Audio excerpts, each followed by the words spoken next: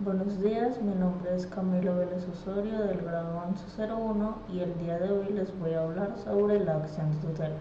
Primero, ¿qué es la acción de tutela?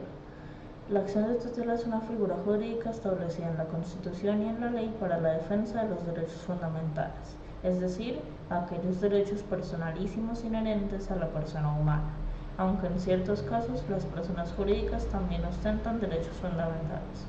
La acción de tutela no exige mayor solemnidad ni formalidad especial, tanto así que ni siquiera es necesaria la intervención de un abogado. Para que proceda la acción de tutela solo se deben cumplir dos requisitos a saber. Primero, debe tratarse de la vulneración de un derecho fundamental. Segundo, el accionante no debe contar con otro mecanismo o medio de defensa judicial. Esto hay que tenerlo muy en cuenta. La acción de tutela se presenta cuando se nos vulneran derechos fundamentales, porque lo vamos a hablar durante el resto de la presentación. Y la otra que tenemos que tener en cuenta es que sí se pueden presentar cuando no son derechos fundamentales establecidos por la Constitución, pero en casos específicos que ahora no veremos. Acción de tutela. El decreto que legaliza este derecho es el 2591 de 1991. Se reglamenta bajo este decreto la acción de tutela consagrada en el artículo 86 de la Constitución Política y Económica.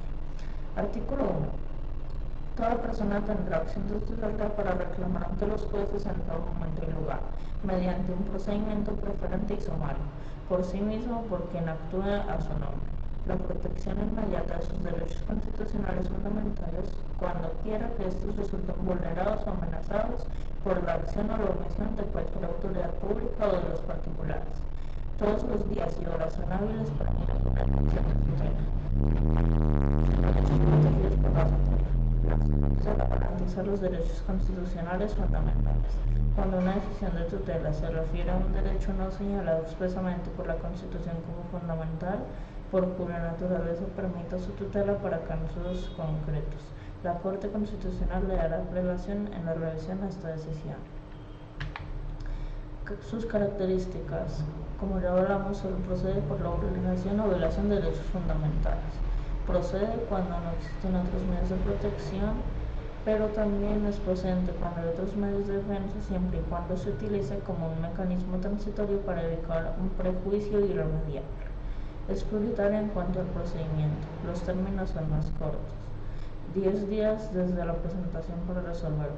Por ende, esta acción es preferente. No requiere agotamiento previo de la vía gubernativa, es decir, que no se requiere reclamación previa a la autoridad que está vulnerando o violando el derecho fundamental. Su contenido es informal, incluso cuando la tutela puede ser presentada verbalmente cuando el accionante no sepa escribir o se trate de un menor de edad. Sin embargo, debe contar como mínimo que debe ser claro el contenido, expresar la acción o la omisión que la motiva, el derecho amenazado o vulnerado, debe expresar el autor de la amenaza o violación de derecho, nombre y lugar de residencia del solicitante, y no requiere interponer la intervención de un abogado. Cualquier persona puede interponerla cuando le sean vulnerados o violados sus derechos. Ya lo veremos más adelante a detalle. ¿Cómo presentar una tutela? En caso de que se requiera, se debe proceder de la siguiente manera. Debe expresar de manera verbal o escrita con la mayor claridad posible la siguiente información: nombres y apellidos del solicitante, manifestar el derecho que se considera violado o amenazado, el nombre del órgano autor de la amenaza o agravio, la descripción de las circunstancias. Adicionalmente, es importante tener en cuenta que debe especificar de manera clara los datos personales del solicitante, como lugar de residencia y teléfono de contacto. El más frecuente de los errores en la presentación de las acciones de tutela es la no verificación de los recursos ordinarios que proceden contra las distintas acciones o omisiones que generan la amenaza o vulneración de derechos fundamentales, dado que, por tratarse de una acción de naturaleza subsidiaria, muchas veces el accionante omite agotar esos recursos y por ello la tutela resulta improcedente. Formato de acción de tutela.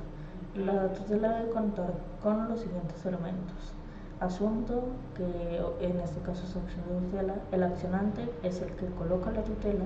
El accionado es la persona que viola nuestros derechos. Debemos colocar los derechos vulnerados.